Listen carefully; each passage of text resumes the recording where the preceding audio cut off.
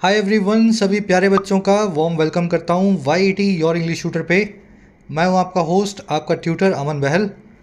आज की class the Hindu के सेकेंड एडिटोरियल पे बेस्ड है और ये बात करती है जेनेटिकली मॉडिफाइड क्रॉप्स की। ऐसी फसलें जिनके बीजों को साइंस की लैब में बनाया गया है ताकि उनसे पैदावार ज़्यादा हो। तो इन फसलों को लेकर के भारत सरकार और कोर्ट की क्या प्रतिक्रिया है, आप इस आर्टिकल में देखेंगे। जीएस के हिसाब से, जीके और करंट अफेयर्स के हिसाब से बड़ा इंपॉर्टेंट टॉपिक है। शुरू करने से पहले आपको आज का क्विज़ दिखा दें। These are your questions. 10 में से आपको 8, 9, 10 इतने मार्क्स मिलें, ये आपका ऑब्जेक्टिव है। और ये मार्क्स कैसे मिलेंगे? जब आर्टिकल को पूरे मन से पढ़ेंगे, ग्रामर वोकैब को जो मैं कवर करवाता हूँ आपको अच्छे से कवर करेंगे। क्लास के अंत में इस क्विज़ को अपने एक अटैम्प्ट देंगे। आइए लेक्चर को पूरे जोश के साथ में शुरू करते हैं।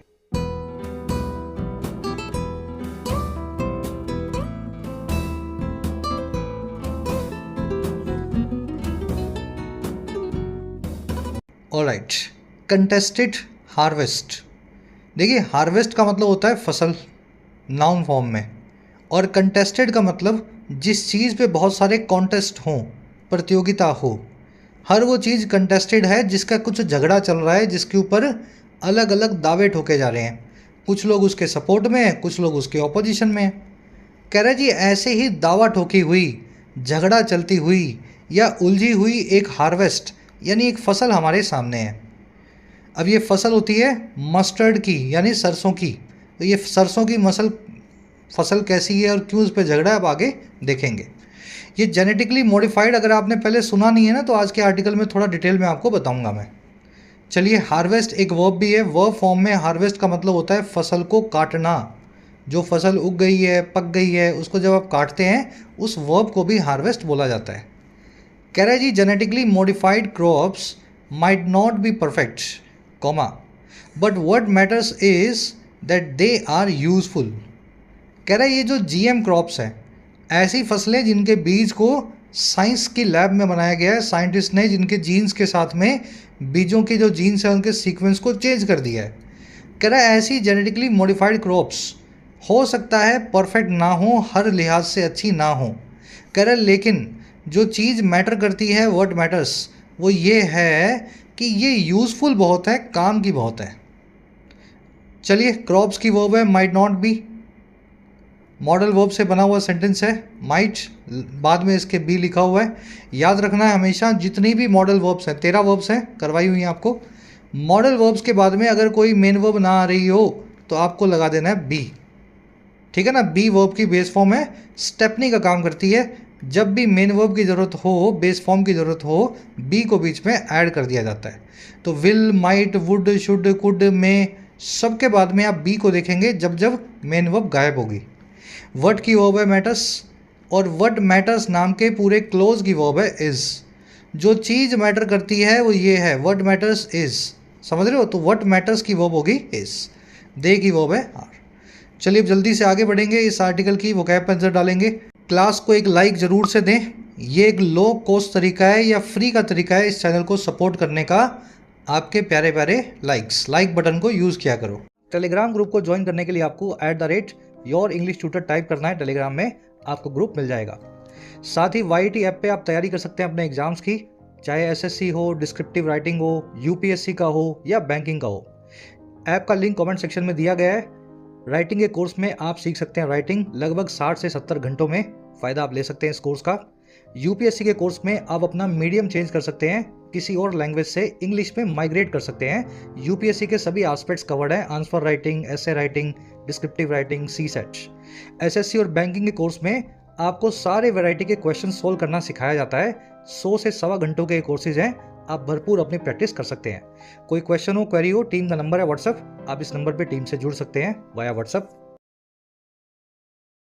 चलिए, 5 वर्ड्स हैं आज की इस क्लास के। शुरू करेंगे इंट्रिकेट से। हिंदी में बोलते हैं इसको कॉम्प्लेक्स या पेचीदा, कॉम्प्लिकेटेड या tricky. Intricate. Religious people believe there is a divine power behind the order and intricacies of the natural world.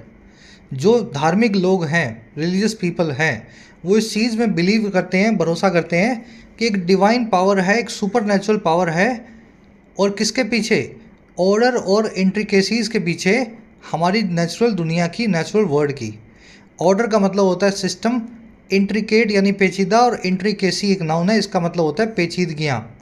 तो जो भी सिस्टम और पेचीदगियाँ हैं हमारी नेचर की, उन सब चीज़ों के पीछे कोई डिवाइन पावर है, तो ऐसा मानते हैं धार्मिक लोग। तो इंट्रिकेट यानी पेचीदा, इंट्रिकेसी यानी पेचीदगी। तो आप इंट्रिकेट वर्ड को आर्टिकल में देखेंगे। सिनोनिम्स भी हैं इसके बहुत सारे: टॉर्चुअस, मेएंडरिंग, कॉम्प्लेक्स, ट्विस्टेड, इनएक्सट्रिकेबल, कन्वोल्यूटेड, सर्क्यूटस। अगर इन सभी वर्ड्स को एक वर्ड से समझाना हो, पेचीदा तो है ही, तो एक वर्ड होगा घुमावदार। भैया आप बोलते हैं ना जलेबी जैसी कोई चीज़, घुमावदार चीज़ जो सीधी ना हो, तो जलेबी जैसी घुमावदार चीज़ को इन सभी वर्ड से बताया जाता है। आज टॉर्चुअस नाम का वर्ड आर्टिकल में आएगा, जो चीज़ सीधी सीधी ना हो, बहुत पेचीदी हो, घुमावदार हो। चलिए अगला वर्ड है अपने पास अंडरपिन। अंडरपिन और एक वर्ड है अंडरगर्ड, लिखा होगा मैंने। दोनों का मतलब होता है किसी चीज़ को सपोर्ट करना, उसके फंडामेंटल आधार में होना, ताकि वो चीज़ गिर ना पाए। ठीक है ना, जब किसी चीज़ को नीचे से हाथ रख के सपोर्ट करते हो ताकि वो गिरेगी नहीं ना, इसीलिए आप उसको अंडरपिन करते हो, अंडरगर्ड करते हो। दोनों वर्ड्स एक जैसे ही हैं, याद रखेंगे इनको। The lawyer presented a witness to underpin his arguments. Lawyer ने, वकील ने एक विटनेस को प्रेजेंट किया, एक गवाह को लेकर के आया, ताकि वो अंडरपिन कर सके, सपोर्ट कर सके अपनी दलीलों को, आर्गूमेंट्स को। तो लॉयर, जब उसकी आर्गूमेंट्स तभी कोर्ट में खड़ी रहेंगी जब नीचे से कोई गवाह आएगा और उसकी आर्गूमेंट्स को सपोर्ट करेगा। ठीक है, तो ऐसे इस अंडरपिन वर्ड को आप यूज़ करें। बोल्स्टर करना, शोरअप करना, प्रॉपअप करना, बट्रेस करना, कोरोबरेट करना, सभी किसी चीज़ को सपोर्ट देने के लिए यूज़ होने वाले वर्ड्स हैं। आज आप अंडरपिन आर्टिकल में देखेंगे। अगला वर्ड है ल्यूक्रेटिव, और ये वर्ड आप अपनी आम बोलचाल की भाषा में यूज़ करते हैं।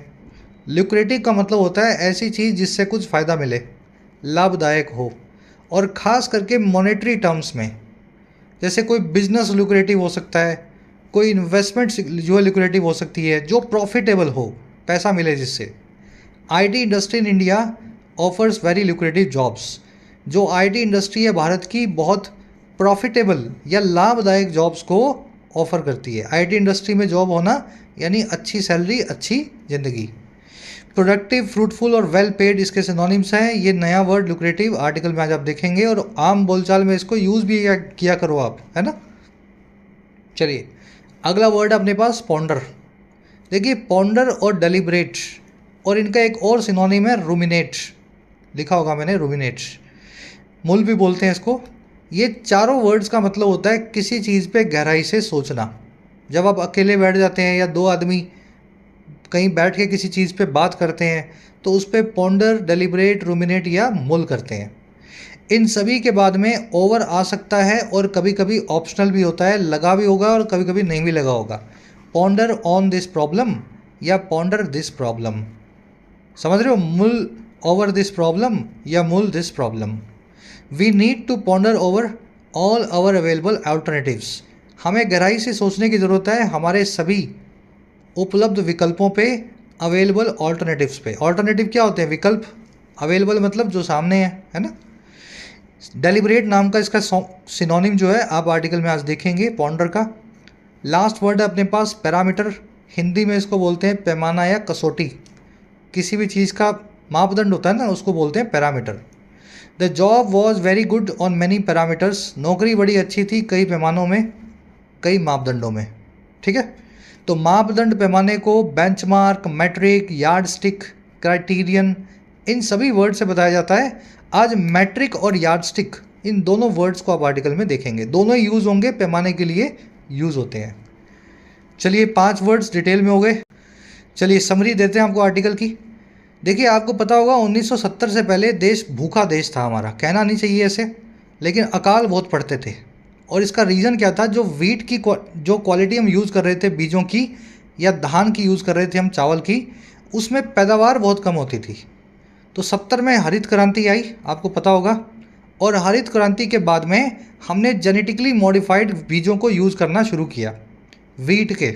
आज की डेट में हमने बंद कर दी हैं, क्योंकि अब जो ओरिजिनल क्वालिटी है बीजों की वही काफ़ी अच्छी हो गई है उनकी यील्ड।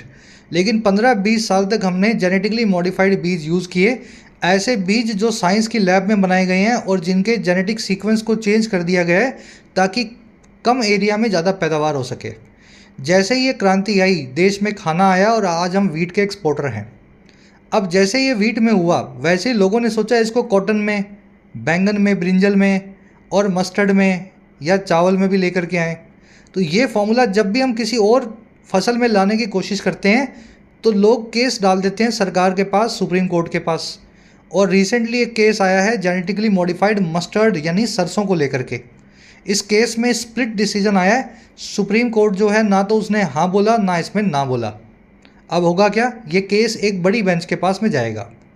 विरोध का कारण ये है कि जेनेटिकली मॉडिफाइड क्रॉप्स के ऊपर पेस्टिसाइड्स बहुत ज़्यादा यूज़ होते हैं जिससे एनवायरनमेंट को नुकसान होता है। तो आपका पेट भर जाएगा लेकिन एनवायरनमेंट ख़राब होगा, या फिर एनवायरनमेंट को अच्छा रखो और खुद भूखे रहो। तो आपको इन दोनों विकल्पों में से एक को चूज़ करना होता है। इस डिलेमा को आर्टिकल में देखेंगे। चलिए, देसी भाषा में टोन बता दी है, समरी आज की समरी बताइए आपको। टोन है आज की एनालिटिकल, एनालाइज करके आपको इशू बताएगा। शुरू करें। कह रहा है जी, India's tortuous saga on the fate of genetically modified food crop made another pit stop last week. कह रहा है भारत की जो टॉर्चुअस सागा है, सागा यानी कहानी, टॉर्चुअस यानी जलेबी जैसी घुमावदार, पेचीदा। भारत की जो पेचीदा कहानी है, और कहानी है फेट यानी नसीब को लेकर के, नियति को लेकर के, लैब में बनी हुई क्रॉप्स की, फूड क्रॉप्स को, है ना, जेनेटिकली मॉडिफाइड फूड क्रॉप्स को। कह रहा है इस कहानी ने एक और पिट स्टॉप को मेक किया। पिट स्टॉप क्या होता है? पिट यानी गड्ढा, स्टॉप यानी रुकना। आपकी गाड़ी चल रही है लेकिन गड्ढा आया तो गाड़ी धीमी हो गई या रुक गई। तो हमारी कहानी में एक और मोड़ आया है, एक और गड्ढा आया है जीएम क्रॉप्स को लेकर के, और ये आया लास्ट वीक यानी पिछले हफ्ते। और ये कैसे आया? अब देखो, विद लगा के बताएगा पूरी बात। ये आया इस चीज़ के साथ, विद अ 2 जज bench of justice B.V. Nagarantha and Sanjay Karol of the Supreme Court of India delivering a split verdict on the question of allowing genetically modified mustard in farmer fields। कह रहा है ये pit stop आया इस चीज़ के साथ ही, with जो एक 2 जजेस की बेंच थी। बेंच समझते हैं आप? जजेस का एक ग्रुप, एक पीठ जो किसी बात की सुनवाई करे। एक 2 जजेस की बेंच थी जिसमें ये दोनों जज साहब थे सुप्रीम कोर्ट के। इनके डिलीवर कर देने के साथ ही एक स्प्लिट वर्डिक्ट को, स्प्लिट वर्डिक्ट मतलब ऐसा वर्डिक्ट, ऐसा फैसला जिसमें दोनों जजेस स्प्लिट किए हुए हैं। एक कह रहा कर दो, एक कह रहा मत करो। तो एक स्प्लिट वर्डिक्ट के साथ ही आया, और ये आया इस क्वेश्चन पे, इस सवाल पे जो था अलाउ करने का जेनेटिकली मॉडिफाइड मस्टर्ड को यानी सरसों को हमारे खेतों में, फार्मर फील्ड्स में। ठीक है, तो कोई फैसला नहीं आया। जब स्प्लिट वर्डिक्ट है तो इसका मतलब फिर से इस केस की सुनवाई होगी और फिर पता लगेगा इस मस्टर्ड के बीज को बोएं या ना बोएं। टॉर्चुअस सागा हमारा सब्जेक्ट है। सागा मतलब कहानी, मेड इसकी वर्ब है। The saga made a pit stop, इस कहानी में एक और गड्ढा हमारे सामने आया। अब आते हैं इस वर्ड पे, टॉर्चुअस पे। अभी तक मैंने आपको जो वर्ड करवाया था ना, वो था टॉर्चुअस। फिर से देख लेना, वो कैप शीट पे चलते हैं। यहाँ पे वर्ड मिलेगा आपको टॉर्चुअस। ठीक है, टॉर्चुअस का मतलब क्या होता है? जो बहुत घुमावदार हो, पेचीदा हो। लेकिन यहाँ जो वर्ड यूज़ किया गया है वो है टॉर्चरस। ये 2 अलग अलग वर्ड्स हैं। देखिए, टॉर्चुअस का मतलब होता है, टॉर्चुअस का मतलब होता है पेचीदा, जो मैंने आपको करवाया था। इसमें देखो आर एक्स्ट्रा लगा हुआ है दूसरे वाले में, टॉर्चरस। इसका मतलब होता है जिसमें टॉर्चर हो, पेन हो, यातना हो, जिसमें सफरिंग हो। तो हमारी कहानी जो है जेनेटिकली मॉडिफाइड क्रॉप्स को लेकर के, वो बड़ी पेन भरी है, पेचीदा भी है। ये वर्ड भी यहाँ आ सकता था लेकिन दूसरा वर्ड यूज़ किया गया, और दोनों वर्ड्स के बीच का डिफरेंस आपको पता होना चाहिए। अगर टॉर्चर की बात हो तो टॉर्चरस यानी टॉर्चर भरा, पेनफुल, यातना भरा।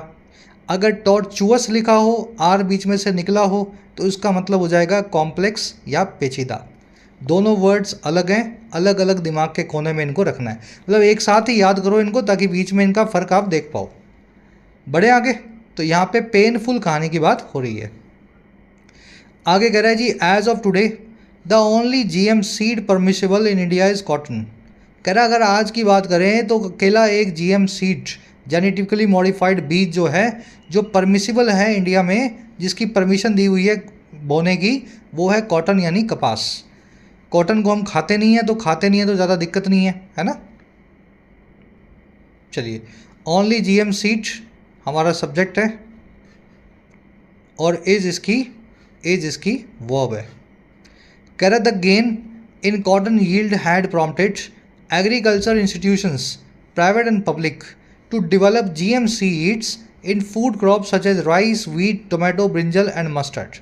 कह रहे जो गेन मिले, जो फ़ायदा मिला कॉटन की यील्ड में, कॉटन की पैदावार में। यील्ड मतलब किसी चीज़ से होने वाली उपज, पैदावार या मुनाफा। तो कॉटन की यील्ड में जो राइज हुआ, जो गेन हुआ, जो फ़ायदा हुआ, वो प्रॉम्प्ट कर चुका था, उकसा चुका था हमारे एग्रीकल्चर इंस्टीट्यूशंस को, कृषि से रिलेटेड जो है इंस्टीट्यूशंस को, चाहे वो पब्लिक हो, चाहे वो प्राइवेट हो, चाहे सरकारी हो, चाहे निजी हो, कि वो डेवलप करें और जीएम सीड्स को और ऐसे बीजों को दूसरी फूड क्रॉप्स में, जैसे कि धान, जैसे कि वीट, जैसे कि टमाटर, जैसे कि बैंगन, ब्रिंजल और जैसे कि मस्टर्ड। तो इनको लगा कि कॉटन में फ़ायदा हुआ है तो इनके बीज भी बना दो, यहाँ भी फ़ायदा हो जाएगा। कह रहा है जी दो नन हैज़ बीन रिलीज्ड, हालांकि इनमें से कोई भी रिलीज़ नहीं हुआ है, इनमें से किसी को भी हम आज अपने खेतों में यूज़ नहीं करते हैं। बीटी ब्रिंजल तो 2008-9 से कंट्रोवर्सी में चल रहा है, शायद अभी भी केस इस पे चालू है। पिछले 15-20 साल से इस फसल को, इस जेनेटिकली मॉडिफाइड बीज को खेत में लगाने की परमिशन नहीं मिली है। गेन की वर्ब है हैड प्रॉम्प्टेड, प्रॉम्प्ट करना, किसी चीज़ को उत्तेजित करना, उकसाना। यील्ड समझ गए होंगे आप, पैदावार। नन की वर्ब है has been released, passive voice में। कह रहा है जी these issues underpin the story of DMH-11। यही सारे इश्यूज आधार में बैठे हैं, नीचे से सपोर्ट कर रहे हैं इस कहानी को, जो है DMH-11 नाम के बीज की, जिसका पूरा नाम क्या है, दारा मस्टर्ड हाइब्रिड 11। कह रहा है जी that was developed under a publicly funded project at the Delhi University's biotechnology department. ये वही बीज है जिसको डेवलप किया गया था, जिसको विकसित किया गया था सरकारी पैसे से पब्लिकली फंडेड प्रोजेक्ट में, और जो हुआ दिल्ली यूनिवर्सिटी के बायोटेक्नोलॉजी डिपार्टमेंट में। पब्लिकली फंडेड मतलब जिसको पब्लिक ने फंड किया है, और पब्लिक का फंड क्या है, सरकारी फंड। सरकार का पैसा हमारा ही तो है, हमने तो दिया टैक्स में, तो हमारे टैक्स पेयर के पैसे से ही इस प्रोजेक्ट को बना करके DMH-11 को डेवलप किया गया है। इश्यूज़ की वर्ब है अंडरपिन। कह रहा है the genes used in the plant make the crop suitable and lucrative to private seed companies. जो जीन यूज़ किए गए हैं इस प्लांट में, DMH-11 में, वो बना देते हैं इस क्रॉप को सूटेबल और बहुत ज़्यादा प्रोडक्टिव, बहुत ज़्यादा ल्यूक्रेटिव। और क्यों, किसके लिए, प्राइवेट सीड कंपनीज के लिए। और क्यों, for making newer hybrid varieties, ताकि वो इसमें और ज़्यादा मिक्सचर करके, जीन्स को और चेंज करके और हाइब्रिड वैरायटीज़ को बना सकें। जीन्स की वर्ब है मेक, ल्यूक्रेटिव आप समझते हैं, प्रॉफिटेबल, लाभदायक, फ्रूटफुल, है ना, प्रोडक्टिव। कह रहा है जी for crops to be approved under India's agriculture system they must be sown over 3 seasons in different agro climatic zones. कह रहा है ऐसी नई क्रॉप्स के अप्रूव होने के लिए, अप्रूव करने के लिए नहीं, अप्रूव होने के लिए, पैसिव वॉइस है। ऐसी नई फसलों को मंजूरी मिलने के लिए हमारे अभी करंट के एग्रीकल्चर सिस्टम में इनको सो किया जाना चाहिए, पैसिव वॉइस में। सो करना यानी बोना, किसी चीज़ के बीज डालना। इन फसलों के बीज डले हुए होने चाहिए 3 सीजन्स में, 3 अलग अलग एग्रो क्लाइमेटिक जोन्स में। अच्छा, और क्या होना चाहिए, and prove themselves to be consistently better than their existing competitors. और कह रहा है इन फसलों को या बीजों को प्रूव भी करना होता है खुद को कि ये लगातार तरीके से बेटर हैं, बेहतर हैं, और बजाय किसके, उनके जो एग्जिस्टिंग कंपैरेटर्स हैं, उनके जो एग्जिस्टिंग कंपैरिजन में रखे हुए नॉर्मल बीज हैं। तो अगर कोई बीज 3 हिस्सों में भारत के बो दिया जाए और तीनों सीजन्स में, गर्मी, सर्दी, बरसात, तीनों सीजन्स में वो अच्छा परफॉर्म करे नॉर्मल बीज से, तो हम मान लेते हैं कि वो नया वाला बीज, उसको परमिशन दी जा सकती है। ठीक है, दे आया है इन क्रॉप्स के लिए, दे की वर्ब है मस्ट बी सॉन, पहली वर्ब। इन क्रॉप्स को पैसिव वॉइस में सो किया जाना चाहिए, बोया जाना चाहिए। दे की दूसरी वर्ब है प्रूव, और दे प्रूव भी करते हैं, they must prove, in fact must prove लगा हुआ है यहाँ पे, मस्ट भी। इनको प्रूव भी करना होगा खुद को कि ये बेहतर है, बेटर देन है। जब भी देन का इस्तेमाल हो कंपैरिजन के लिए तो इसके पहले कंपैरेटिव डिग्री लगेगी। यहाँ पे गुड देन, वेल देन ऐसा नहीं लग सकते आप।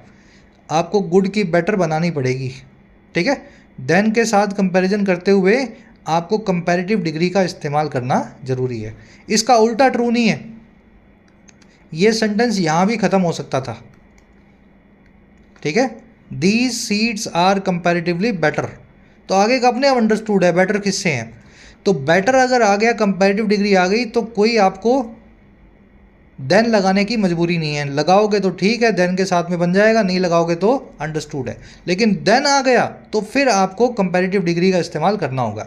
ये बहुत बारीकियां बता रहा हूँ आपको मैं, जो कन्फ्यूज़न का कारण बनती है।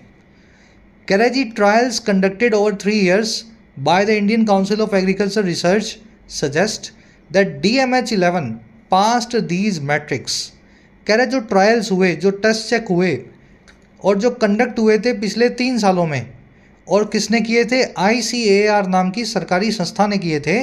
ये ट्रायल्स इस बात को सजेस्ट करते हैं कि DMH11 ने पास कर दिया था इन तीनों मापदंडों को, कसौटियों को, मैट्रिक्स या पैमानों को। तो इसने तीनों सीजन्स में और तीन अलग अलग हिस्सों में अच्छी पैदावार करके दिखाई है DMH11 ने। ट्रायल्स की वर्ब है सजेस्ट, DMH11 की वर्ब है पास्ट। मैट्रिक, यार्डस्टिक, पैमाना, स्टैंडर्ड, किसी चीज़ का मापदंड। कह रहा है this led the GEAC, the scientific advisory body led by the ministry of environment and forest, to approve DMH11 in October 2022। कह रहा है ये जो चीज़ हुई ट्रायल्स में, ये चीज़ सफल हुई, कह रहा है ये चीज़ लीड कर गई GEAC को। अब ये GEAC क्या है, बीच में बता रहा है कॉमा से कॉमा लगा के। कह रहा है ये साइंटिफिकली एडवाइजरी बॉडी है जिसकी अगुवाई में है ministry of environment and forest, जो लेड बाय है, मतलब लीड की जा रही है, इसकी अगुवाई में कोई और है, इसकी अगुवाई में है ये वाली मिनिस्ट्री। कह रहा है ये GEC को ये चीज़ लेड कर गई, GEC को ये चीज़ आगे लीड करके ले गई, और कहाँ पे कि ये अप्रूव कर दे DMH11 बीज को अक्टूबर 2022 में। और कैसे, सब्जेक्ट टू सर्टेन टेस्ट, कुछ टेस्ट को ध्यान में रखते हुए, अगर वो पास हो जाए तो ठीक है, अगर वो पास ना हो तो डिसअप्रूव किया जा सकता है। तो इस कंडीशन के तहत 2022 में इनको अप्रूवल मिल गई है ना DMH11 के बीजों को। दिस की वर्ब है led, it led it to approve. Lead to एक ऐसा फ्रेज अंग्रेजी में जिसके बाद में नाउन या वर्ब की ING फॉर्म आती है, लेकिन अक्सर एडिटर्स और न्यूज़पेपर राइटर्स इस एरर को करते हैं, आपको नहीं करनी है। Lead to, key to, with a view to, habitual to, used to, याद है ना सारे फ्रेजेस, 50 फ्रेजेस की लिस्ट आपको करवाई हुई है। इनके बाद में आएगा या तो सिर्फ नाउन और या फिर वर्ब की ING फॉर्म। तो इस केस में वर्ब लगा रखी है भाई साहब ने ING के बिना, हम इसकी गलती को सही कर देते हैं। बढ़े आगे, चलो। कह रहा है on the other hand environmentalist groups have said that the DMH11 is a herbicide tolerant group crop. अब देखो DMH11 का आपको बताएगा क्रिटिसिज्म। कह रहा है दूसरी तरफ ऑन द अदर हैंड जो एनवायरमेंटलिस्ट ग्रुप हैं, ऐसे ग्रुप जो एनवायरमेंटल के ऊपर काम करते हैं, वो ये कह चुके हैं कि ये जो नई फसल है DMH11 ये हर्बिसाइड टॉलरेंट क्रॉप है। अब ये क्या होता है भाई साहब, देखिए हर्बिसाइड यानी जो हर्ब्स को साइड करे, जो शाकनाशी हो। कुछ ऐसी हर्ब्स हैं, कुछ ऐसी झाड़ियाँ या पौधे हैं जो फसलों को नुकसान देते हैं, इनको हम बोलते हैं खरपतवार। तो खरपतवार को हटाने के लिए खेत में डाला जाता है हर्बिसाइड, और हर्बिसाइड के लिए अगर ये टॉलरेंट है तो मतलब हर्बिसाइड को ये सह लेंगे। तो कहने का मतलब क्या है जी, इन फसलों पे हर्बिसाइड काम नहीं करेगा, आपको इनके ऊपर और ज़्यादा दवाइयाँ डालनी होंगी। समझ पाए इस बात को। तो एनवायरमेंटलिस्ट का यही कहना है कि जो हमारे नॉर्मल हर्बिसाइड हैं वो इस फसल पे काम नहीं करते हैं, ये फसल उनको टॉलरेट कर लेती है, सह लेती है, तो इस पे और तरह तरह के केमिकल पड़ेंगे तभी ये फसल उग सकती है, तो नुकसान होगा। क्रॉप्स की वर्ब है हैव सेट, ग्रुप्स की वर्ब है हैव सेट, DMH11 की वर्ब है इज। कह रहा है जी it is genetically coded in a way that effectively forces farmers to use certain kinds of pesticides with destructive environmental consequences.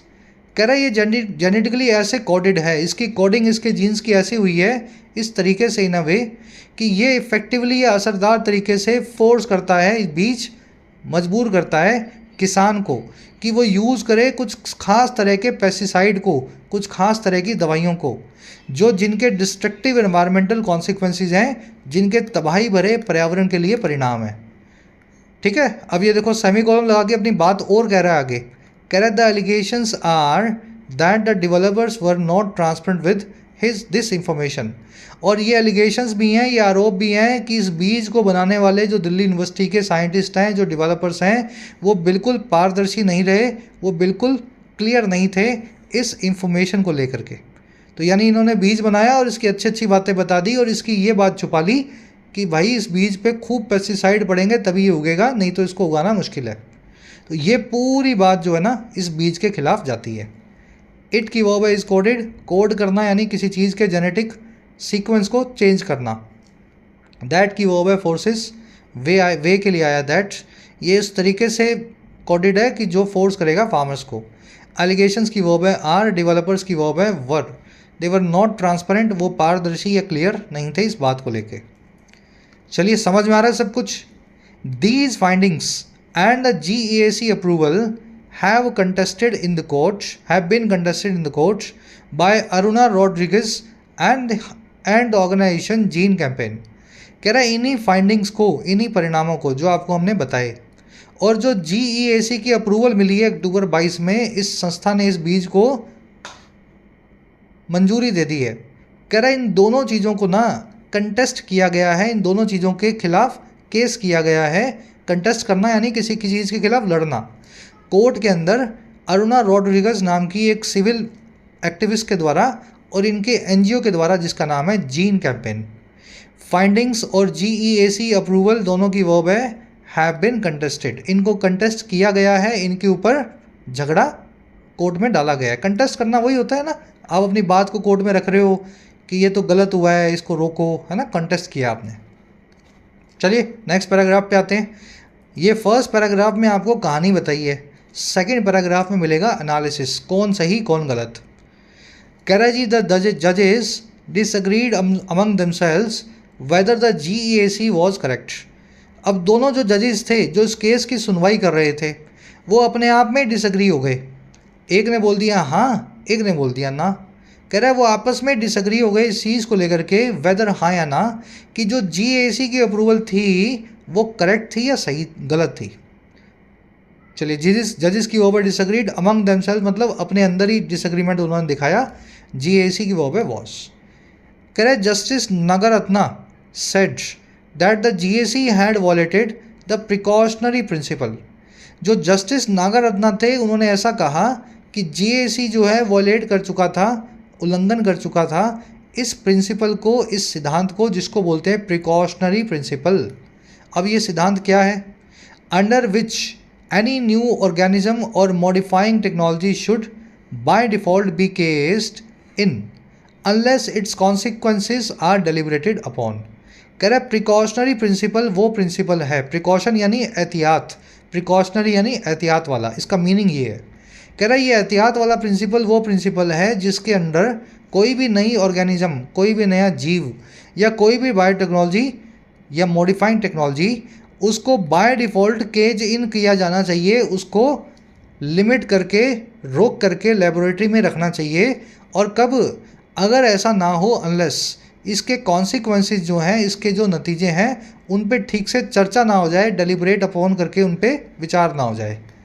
समझ गए? जब तक पूरी बात ना हो, हर आदमी हाँ ना बोले, ठीक से बहस ना हो जाए, तब तक कोई भी अच्छा नया जीव हो, कोई नई क्रॉप हो, साइंस की लैब से वो बाहर ना जाए, वो केज्ड इन रहे, पिंजरे में बंद रहे।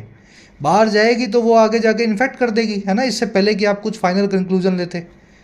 तो GEAC की वर्ब है हैड वॉलेटेड, जस्टिस की वर्ब है सेड,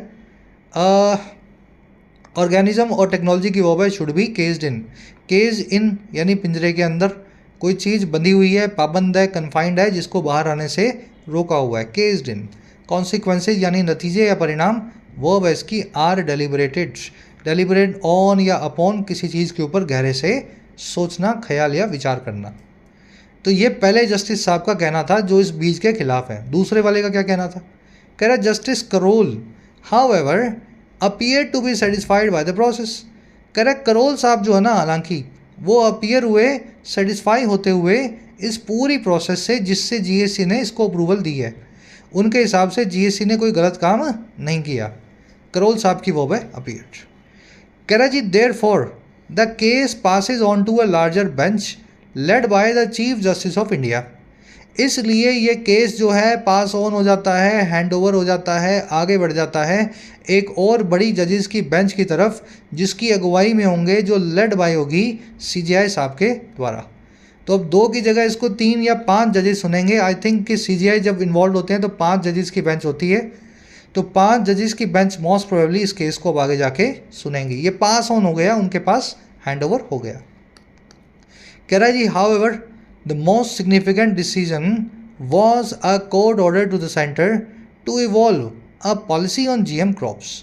कह रहा है लेकिन सबसे बड़ा जो डिसीजन आया इस केस में, इस सरसों को यूज़ करना है या नहीं करना, ये डिसीजन तो बाकी है, लेकिन जो सबसे बड़ा डिसीजन जो आया वो था एक कोर्ट का ऑर्डर सेंटर के लिए कि वो बनाए, इवॉल्व करे, डिज़ाइन या फॉर्मुलेट करे अपनी एक पॉलिसी इस तरह की फसलों को लेकर के।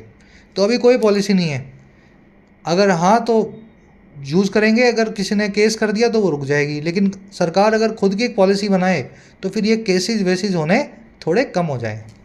डिसीजन की वो वॉज सिग्निफिकेंट यानी सबसे बड़ा, बहुत बड़ा। कह रहा the dispute over GM crops is fundamentally ideological and less on the traditional agricultural yardsticks of yield and farm economics. कह रहे जो डिस्प्यूट है भारत में खासकर जीएम क्रॉप्स को लेकर के, जेनेटिकली मॉडिफाइड फसलों को लेकर के, वो अपने फंडामेंटल वे में, अपने आधारभूत तरीके से आइडियोलॉजिकल है, वैचारिक है। ये डिस्प्यूट जो है चीज़ों को लेकर के नहीं है, ये डिस्प्यूट धारणाओं को लेकर के है, ख्यालों को लेकर के है। और कह रहा है ये लेस आधारित है हमारी परंपरागत यानी ट्रेडिशनल एग्रीकल्चरल यार्डस्टिक पे, खेती से जुड़े हुए पैमानों पे। और ये पैमाने किस चीज़ के होते हैं? एक तो पैदावार के यानी यील्ड के, और दूसरा फार्म इकोनॉमिक्स के, खेती को लेकर के जो पूरी अर्थव्यवस्था है उस चीज़ के। तो अर्थव्यवस्था, पैदावार पे किसी को झगड़ा नहीं है, झगड़ा वैचारिक है। कुछ लोग मानते हैं कि नेचुरली चलने दो, कम खा लेंगे, और कुछ लोग मानते हैं कि जब साइंस हमारे साथ है तो मॉडिफाइड बीजों को यूज़ क्यों ना किया जाए, ज़्यादा फसलों को क्यों ना उगाया जाए। डिस्प्यूट की वर्ब है इस आइडियोलॉजिकल, मैंने आपको बता दिया, जो आइडियोलॉजी विचारधारा से जुड़े हुए हों। यार्डस्टिक पैमाना, मैट्रिक, किसी भी चीज़ का मापदंड, ये वर्ड आप ऊपर देख चुके हो, मैट्रिक, उसी का सिनोनिम है पैमाना, यार्डस्टिक।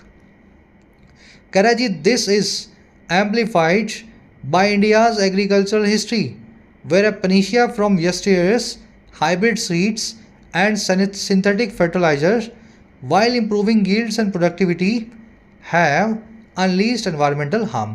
अब ये सेंटेंस इस पूरे आर्टिकल की आत्मा है। कह रहा है ये जो डिस्प्यूट है ये एम्पलीफाइड हो जाता है और बड़ा हो जाता है, और किस चीज़ को लेकर के? ये बड़ा हो जाता है भारत की एग्रीकल्चर हिस्ट्री को लेकर के, खेती के इतिहास को लेकर के। जहाँ पे एक पेनिशिया हमें मिली, एक पेनिशिया मतलब एक ऐसी औषधि, एक ऐसी दवाई जिससे सारे इलाज हो जाते हैं। तो जहाँ पे हमें एक रामबाण औषधि मिली जो थी अतीत की, यस्टर ईयर्स की, यस्टरडे यानी कल, यस्टर ईयर यानी बीते हुए साल, अतीत। तो जहाँ पे हमें एक पेनिशिया जो मिली थी अतीत से, और पेनिशिया क्या थी? हाइब्रिड सीड्स मिले थे, जो मैंने आपको बताया, गेहूं के हाइब्रिड सीड्स जो हमने हरित क्रांति में यूज़ किए, और सिंथेटिक फर्टिलाइजर्स मिले थे, लैब में बनी हुई खाद के, है ना, हमें खाद मिली थी, फर्टिलाइजर्स। कह रहा है ये पेनिशिया जिसने इम्प्रूव करते हुए हमारी यील्ड और प्रोडक्टिविटी को, पैदावार और उपज को अनलीश कर दिया है, अनकंट्रोलेबल वे में खोल दिया है एनवायरमेंटल हार्म को, पर्यावरण को, नुकसान को। तो पहले हम भूखे मर रहे थे 50 साल पहले, फिर ये हाइब्रिड सीड्स आए गेहूं के, धान के, और फिर हमारा पेट भरा, और फिर इन चीज़ों को हमने और आगे ले गए एक्सट्रीम तक। हाइब्रिड सीड के साथ में हमने सिंथेटिक फर्टिलाइजर्स भी यूज़ किए, और आज इससे एनवायरमेंटल हार्म हो रहा है, बहुत सारी तंतु जंतु मर रहे हैं, और लोगों को खतरनाक बीमारियां हो ही रही हैं, पता ही होगा आपको।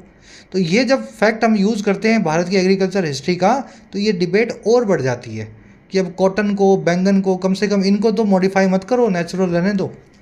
दिस की वर्ब है इज एम्पलीफाइड, पेनिशिया यानी रामबाण औषधि, इसकी वर्ब है अनलीस्ड। अनलीश का मतलब होता है किसी चीज़ को अनकंट्रोलेबल वे में खोल देना। लीश यानी लगाम, अनलीश यानी लगाम हटाना। जैसे कोई जानवर है, उसकी लगाम खोल दी आपने, जा खा ले जिसको खाना है, वैसे ही इस पेनिशिया ने भी एनवायरमेंटल हार्म को अनलीश कर दिया। ठीक है, यस्टर ईयर यानी पिछले बीते अतीत की कोई भी चीज़। चलिए, पेनिशिया से जुड़े हुए बहुत सारे वर्ड्स हैं, करवाए हुए आपको कई बार। इसको cure all, remedy, solution, elixir, इन सभी वर्ड से बताया जाता है। पेनिशिया है ना, एक रामबाण औषधि। एक इसका सिनोनिम थोड़ा डिफरेंट है इससे, नॉस्ट्रम। नॉस्ट्रम को आप स्नेक ऑयल भी बोलते हैं, लिख देता हूँ यहाँ ताकि याद रहे आपको, नॉस्ट्रम या स्नेक ऑयल। ठीक है, नॉस्ट्रम स्नेक ऑयल ऐसी पेनिशिया है या ऐसी रामबाण औषधि है जो कि है नहीं लेकिन आपको दिखाई गई है। आपको बताया गया ये दवाई खा लो डायबिटीज़ ख़त्म हो जाएगा, ये खा लो इससे आपका कैंसर सही हो जाएगा। अपने देश में खूब मिलेंगे आपको, बस स्टॉप पे, ऑटो के पीछे लगे होंगे पोस्टर्स, है ना, टॉयलेट्स में लगे होंगे, ये हकीम, ये बाबा, ये खा लो सब सही हो जाएगा। तो ये खाने से कुछ सही नहीं होता है, अगर सही होता तो दुनिया खा रही होती।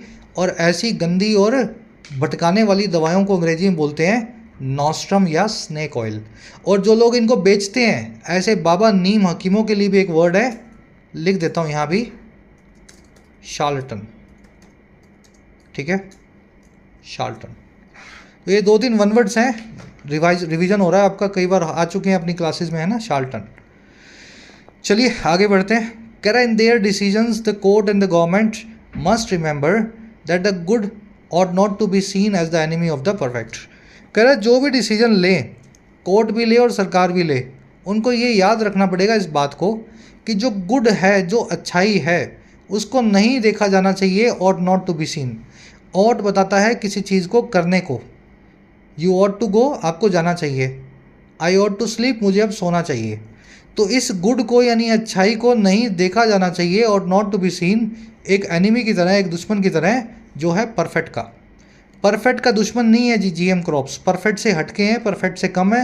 अगर आपको इसके बेनिफिट ज़्यादा अच्छे लग रहे हैं तो इसको यूज़ करो, परमिट करो, अगर कम लग रहे हैं तो छोड़ दो। परफेक्ट जैसा कुछ भी इस दुनिया में नहीं होता। कोर्ट एंड गवर्नमेंट की वर्ब है मस्ट रिमेंबर, गुड की वर्ब है ought not to be seen। ought के ऊपर एक कॉन्सेप्ट है पूरा, फटाफट करवा देते हैं आपको। देखिए ought का मतलब है कोई काम होना चाहिए, I ought to go, मुझे जाना चाहिए। तो ought प्लस में टू इन्फिनेटिव लगेगा तो वो काम इस स्ट्रक्चर से बताया जाएगा। जैसे I ought to get my watch repaired, मुझे अपनी वॉच को रिपेयर करवाना चाहिए किसी घड़ी वाले से, घड़ी साज से, है ना। अब आप इसको पैसिव में भी यूज़ कर सकते हैं। Official orders ought to be obeyed at any cost, सरकारी फरमान को ओबे किया जाना चाहिए, ओबे करेंगे नहीं, ओबे किया जाना चाहिए, फरमान को ठीक से पालना की जानी चाहिए किसी भी कीमत पे, एट एनी कॉस्ट। तो चाहे तो आप टू इन्फिनेटिव एक्टिव में रखें, चाहे पैसिव में रखें, सब्जेक्ट की ज़रूरत के हिसाब से आपको देखना है। अब इसमें पेज कहाँ है? पेज यहाँ है जी। अगर ought के साथ में नोट लगेगा तो नोट को आपको टू इन्फिनेटिव से पहले लगाना है। Such things ought not to be allowed, ऐसी चीज़ों को अलाउ नहीं किया जाना चाहिए। तो यहाँ पे जो आप टू के बाद में नोट देख रहे हो गलत है, इस नोट को निकालो और कहाँ रख दो, इसको रख दो टू से पहले। ठीक है, such things ought not to be allowed, to से पहले नोट आएगा, टू के बाद में नोट अंग्रेजी में नहीं लगाया जाता। तो याद रखेंगे इस कॉन्सेप्ट को। लास्ट में एक क्वेश्चन दे रहा हूँ आपको जिसमें आपको 2 एरर्स मिलेंगी। ठीक है, पहला तो देख लेना जो इन्फिनेटिव लगा है वो एक्टिव या पैसिव कौन सा लगेगा, और दूसरा ये देखना है नॉट की पोजीशन क्या होगी, कहाँ रखूँ इसको, इस सेंटेंस में कहाँ इसको मूव करूँ। आई ought to not have been dismissed your valuable suggestion, मुझे आपका कीमती सुझाव डिसमिस नहीं करना चाहिए था या उसको नज़रअंदाज नहीं करना चाहिए था। दोनों एरर्स को निकालना, कमेंट्स में डालना, याद रह जाएगा। एक बार ट्राई दोगे तो गलत या सही होगा आपको कमेंट्स में बताएंगे। चलिए रैप अप करेंगे क्लास को यहाँ पे। एक छोटा सा इनिशिएटिव शुरू कर रहा हूँ आज से, अपनी टीम को मैंने बोल भी दिया है, इनफैक्ट मैं भी बैठूँगा। आप जो भी आर्टिकल पढ़ें उसका लास्ट में एक छोटा सा समरी और अपना कंक्लूज़न दिया करें। 3-4 सेंटेंसेस से ज़्यादा लंबा ना हो, 50 वर्ड में लिखने की कोशिश करा करो। ठीक है, 50 वर्ड्स। इससे आपका वो इशू जो है दिमाग में बैठेगा और थोड़ा लिखने की प्रैक्टिस करोगे। मैं और मेरी टीम कोशिश करेंगे उनको इम्प्रूव करें, जो गलतियां उनको पॉइंट आउट करें, आपकी राइटिंग की मिस्टेक्स थोड़ी सी सही होंगी। ठीक है, तो एक छोटा सा इनिशिएटिव कर रहे हैं, टाइम निकालेंगे, इससे होगा क्या, आपका इंगेजमेंट इन क्लासेस से और इंग्लिश से और अच्छे से होगा। पढ़ने के बाद जब लिख भी लोगे तो वो हो जाता है आपका पूरा लेक्चर। ठीक है, चलिए क्वेश्चंस पे आ जाओ। इनमें से कौन सी चीज़ ये आर्टिकल इम्प्लाई करता है इस रिश्ते या रिलेशनशिप को लेकर के जो है गुड और परफेक्ट के बीच में जीएम क्रॉप्स के संदर्भ में? गुड और परफेक्ट का क्या रिश्ता होना चाहिए? परफेक्ट सॉल्यूशन जो है वो ज़्यादा अटेनेबल होते हैं, अचीवेबल होते हैं अच्छे सॉल्यूशंस के मुकाबले। परफेक्ट सॉल्यूशंस को डिसमिस नहीं किया जाना चाहिए परफेक्ट सॉल्यूशन की तलाश में। सिर्फ परफेक्ट सॉल्यूशंस को ही इम्प्लीमेंट किया जाना चाहिए खेती में, या गुड सॉल्यूशंस जनरली कुछ गलत होते हैं, फ्लॉड होते हैं और कम असरदार होते हैं? इन चारों में से कौन सा आपको इम्प्लीकेशन या समझ गए ना मिल रहा है? चलो करके बताओ। सही आंसर देखना, फर्स्ट कमेंट में मैंने डाल दिया, मैं बता ही देता हूँ, एक बार खुद से ट्राई दे लो। देखो जी, गुड और परफेक्ट का रिलेशन ये है कि गुड परफेक्ट की तलाश में गुड को कभी डिसमिस मत करो। शायद गुड ही आपका परफेक्ट हो और परफेक्ट कहीं पे हो ही ना। और लाइफ में हर चीज़ ये चलती है, हर जगह ये चीज़ जो है ना अप्लाई होगी। चाहे नौकरी चूज़ कर रहे हो, चाहे जीवन साथी चूज़ कर रहे हो, चाहे करियर चूज़ कर रहे हो, अक्सर गुड ही परफेक्ट निकलता है अंत में, और जो परफेक्ट आप चाहते थे शायद वो एग्जिस्ट करता ही ना हो। तो आपका आंसर यहाँ बनेगा B, good solution should not be dismissed. चलिए सेकंड पे आओ। अकॉर्डिंग टू द आर्टिकल, इनमें से मेन कंसर्न क्या है एनवायरमेंटलिस्ट ग्रुप का DMH-11 को लेकर के? क्या DMH-11 में ऐसी खामी है जिससे इसका विरोध किया जा रहा है? इजी है, एक बार ट्राई दे लो, मैं करवा देता हूँ आंसर। चलो आंसर है साहब बी, इससे कुछ पेस्टिसाइड यूज़ करने की बाध्यता हो जाती है। फार्मर्स को ऐसा फोर्स किया जाता है कि वो उनको यूज़ करें जिससे एनवायरमेंटल को हार्म होता है। बी आपका आंसर इसमें बनेगा। अब ये बीच वाले क्वेश्चंस खुद से करने हैं, वोकैब के हैं। रूमिनेट का मीनिंग क्या होता है? पॉन्डर, अंडरपिन या इंट्रिकेट? टॉर्चरस और टॉर्चुअस, इन दोनों वर्ड्स के क्या मीनिंग्स हैं? करवाए थे आपको। आर की पोजीशन देख लेनी है अपने को तो, है ना। ये बीच में शायद रह गया कुछ, तो इसकी जगह पे आप डाल लो फ्रेजल वर्ब केज इन। एक सेकंड रुको, यहाँ लिख देता हूँ, ठीक है, केज इन। तो केज इन करने का क्या मीनिंग है? फ्रेजल वर्ब का मीनिंग यहाँ पे आपको लिखना है, फ्रेजल वर्ब। चलो लास्ट में आपको एक वन वर्ड मिला है, नॉस्ट्रम। नॉस्ट्रम का मीनिंग पूछा आपसे, करवाया था ये वर्ड भी अभी। और 3 एरर्स मिलेंगी। पहली एरर आपको मिल सकती है और नाम के वर्ड की वजह से या इसके आसपास। दूसरी एरर भी और नाम के वर्ड की वजह से या इसके आसपास है। और तीसरी एरर इस देन नाम के वर्ड की वजह से है। चेक करो, कमेंट सेक्शन में आंसर्स रखे हैं। आउट ऑफ 10 कितने मार्क्स मिले? क्लास कैसी लगी आज की ये भी बता दिया करो। 10 में से कितने नंबर मिले? और क्लास मुझे पूरी अच्छी लगी तो पूरी देखने वाले बच्चे PD या PDI लिखा करो, सर पूरी देखी, इंटरेस्टिंग लगी। जो इनिशिएटिव लिया है उस पर काम करें, अपनी राइटिंग को शुरू करें। 50 वर्ड्स के अंदर अपनी समरी और अपना वर्डिट ज़रूर लिखा करें अपना पॉइंट ऑफ व्यू के साथ में। कोशिश करेंगे चेक करके आपको कुछ इन्फॉर्मेशन दे सकें, और अपनी बात आप सब लोगों तक पहुँचा भी सकते हैं कमेंट सेक्शन के माध्यम से। कल आपसे लेंगे मुलाकात कल की क्लास में।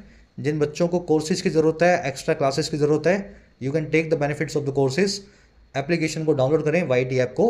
आपको राइटिंग का, SSC का और बैंकिंग का, इनफैक्ट UPSC का भी कोर्स मिल जाएगा। अफोर्डेबल कोर्सेज है, मेहनत करना चाहते हैं तो ऐप को डाउनलोड करें, कमेंट सेक्शन में लिंक रखा गया है, you can take the benefits. चलिए अंटिल देन साइनिंग आउट।